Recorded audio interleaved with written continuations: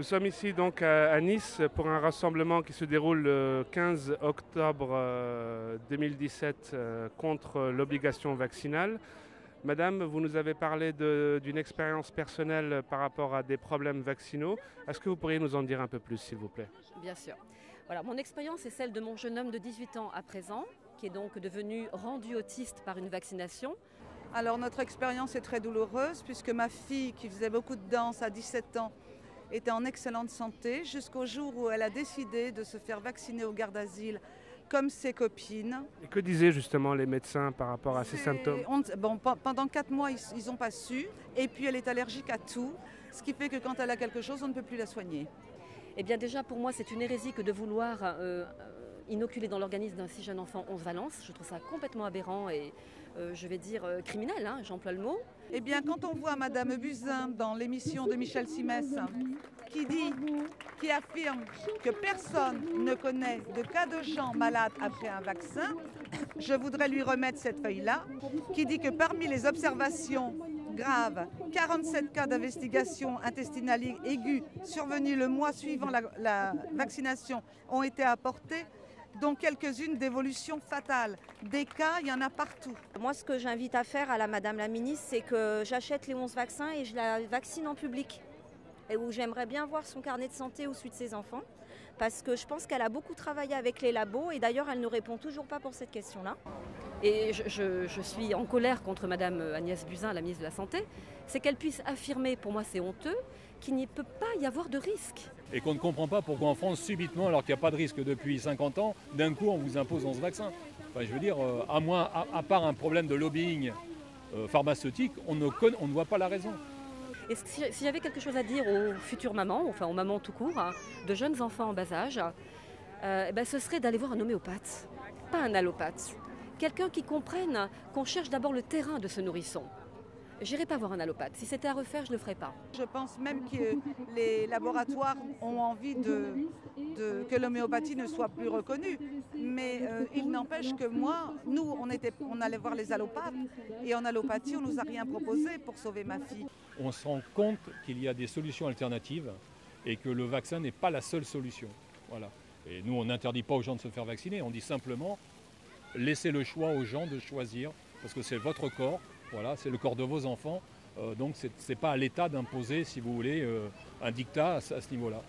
Alors là, il y a peut-être une histoire ou des enjeux financiers derrière. Je ne sais pas. On est démunis, on cherche, on se débrouille tout seul. Et à propos d'être démunis, vous n'avez jamais pensé à entrer en justice par rapport à l'accident finalement que vous avez subi? Si, on a pensé, mais on n'a pas 500 000 € à mettre dans un procès avec Sanofi. Il y a eu des procès pour l'hépatite B. Hein. J'ai connu le juge à Paris qui a jugé le procès, il a condamné les laboratoires. Hein. Mais en fait, on dit toujours le vaccin d'hépatite B n'a rien à voir avec la sclérose en plaques. C'est complètement, scientifiquement, c'est prouvé. Parce que venons-en aussi à la mort subite du nourrisson. Pourquoi un bébé va décéder dans son lit? On vous parle du couchage, il est mal couché. Mais parce qu'on nous dit quelque chose qui n'est pas vrai. Je suis persuadée que c'est parce qu'il a eu les premiers vaccins de la vie qu'il n'a pas pu supporter. Je ne savais même pas ce que c'était qu'une maladie auto-immune. La sclérose en plaques, la mort subite du nourrisson, l'encéphalite, les méningites, les allergies à tout. Ma fille maintenant est allergique à tout. Vous êtes vous-même des professionnels de la santé. Qu'est-ce que vous pourriez nous dire à ce sujet?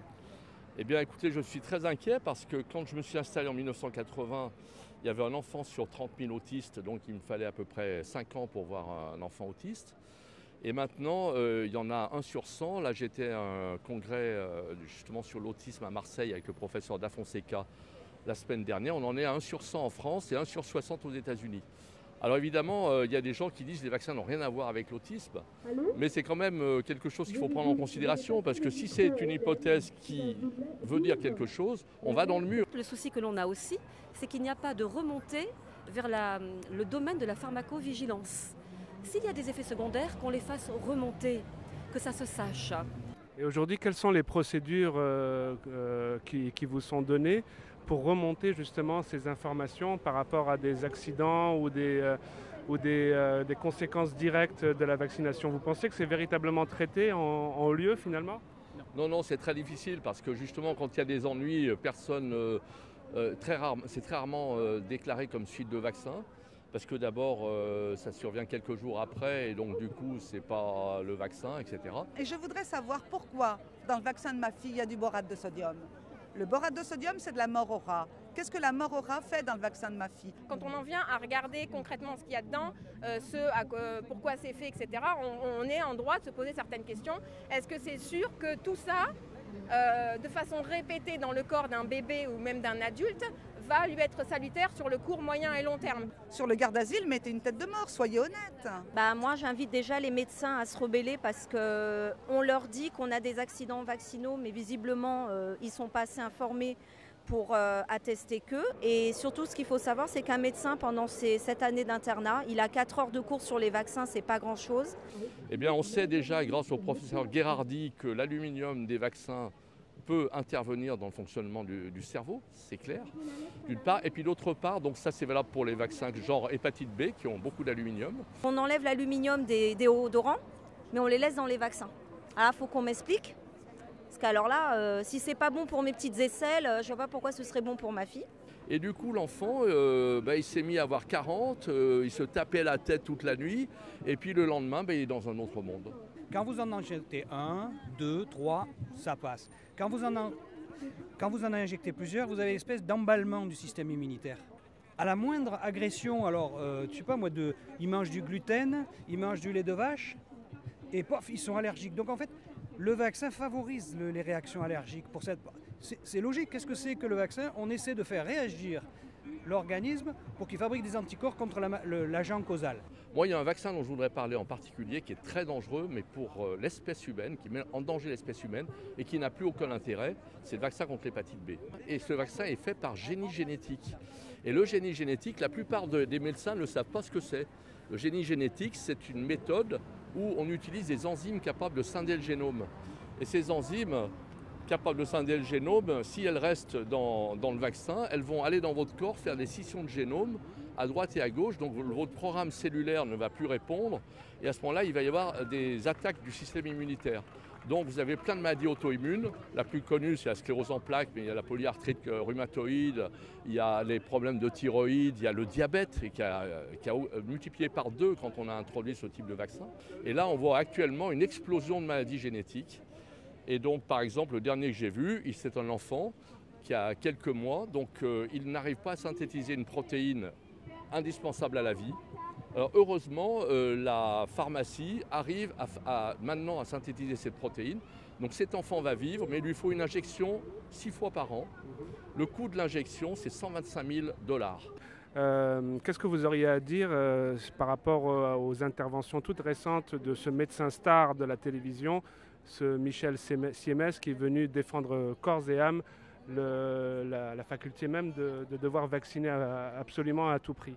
Eh bien, la différence, c'est que nous ne sommes pas des gens de télévision. Nous ne passons pas notre vie sur des plateaux à se faire maquiller et à passer sous les projecteurs. Nous sommes sur le terrain avec les gens qui souffrent. Donc on a simplement notre discours d'hommes de terrain par rapport à d'hommes médiatiques qui sont soumis à d'autres pressions, vous imaginez. Donc quand il dit quelque chose, il y a des gens qui doivent être bien contents. Tant mieux pour eux. Je ne connais pas ce monsieur, je ne voudrais pas être mauvaise langue, mais il faudrait savoir qu'est-ce qu'il a fait dans sa vie et avec qui il travaille, avec qui il a travaillé. Parce que la majeure partie des gens qui sont à fond pour la vaccination ont été payés par les laboratoires ou ont travaillé dans les labos. Voilà. On est dans un monde dirigé par la finance. Alors vous savez que les médecins maintenant, ils ont une consultation dont le prix est celle d'une coupe de cheveux pour un homme dans un salon de coiffure. Donc vous pouvez évidemment plus vivre avec votre consultation.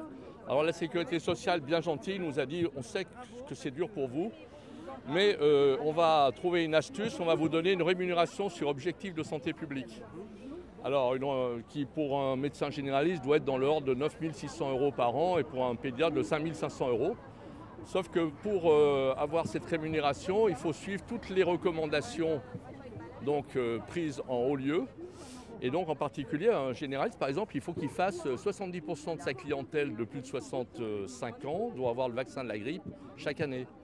Alors vous imaginez maintenant quel est le rapport d'un médecin avec son patient. Mais là où on est, ce que je dis, c'est qu'on peut faire des vaccins. Les enfants fragiles, il faut les préserver, leur faire un minimum de vaccins. Et les enfants qui ont des déficiences immunitaires, il ne faut surtout pas faire 11 vaccins. Et ils vont s'apercevoir que comme par hasard, 8 jours après un vaccin, eh ben, le gamin il a eu de la fièvre, après il a fait une bronchite, après il s'en est plus sorti et il est malade tous les 15 jours. Voilà. Donc déjà, informer sur ce qui est obligatoire et ce qui ne l'est pas, informer sur le droit. Il y a aussi des droits qui protègent les personnes. On ne peut pas forcer quelqu'un à subir un acte médical qu'il ne veut pas. On va leur imposer un vaccin avec 11 valences. Alors que rien ne justifie à aujourd'hui en France qu'il y ait cette vaccination, si ce n'est le lobby des gens qui fabriquent ces vaccins. Voilà. Les conseils que je donnerais, ce serait de ne pas culpabiliser, parce qu'on croit bien faire. Et le pédiatre nous demande de suivre le calendrier vaccinal, donc on le fait. Il faut savoir qu'il y a des techniques de force de vente, qu'on va vous manipuler par la peur et la culpabilité. Donc soit vous faites tous les vaccins, tout va bien, soit vous ne faites pas les vaccins, les gens vont mourir, ça sera de votre faute. Alors déjà, la plupart des médecins, ils vont déjà craquer. Après, ils vont répéter ce discours aux patients, qui soit ils vaccinent, soit ils sont des criminels.